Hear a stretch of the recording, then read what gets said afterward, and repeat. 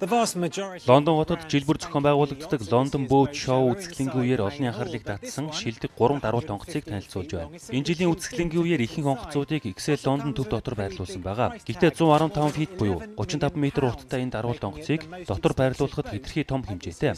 Мөн нэлээд өндөр үнэтэй. 11 сая фунт төлөөд Sunseeker Predator 115 онгоцыг өөрийн болгож болно. Энэ нь энэ жилийн үзэсгэлэн дээр танилцуулж буй хамгийн үнэтэй онгоц юм. Excel London төв дотор цоошин, будаг нь хагалсан ус онгоцуудыг байрлуулжээ. Өндөр хурдтай завиас эхлээд Princess 82 нэртэй 2.8 сая фунтын үнэтэй даруул онгоц байна. Энэ онгоц халтардаггүй шал Missoni брендийн тавилгатаагаас гадна алсын удирдлагаар ажилладаг шаттай юм байна.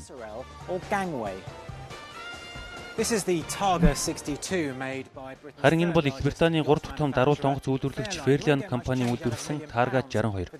Спорт английн энэхүү онгоц 1 сая фунтын үнэтэй. Даруул онгоц наранд чарах хэсэгтэй бөгөөд нээгддэг дээвэртэй, автомат цонхтой.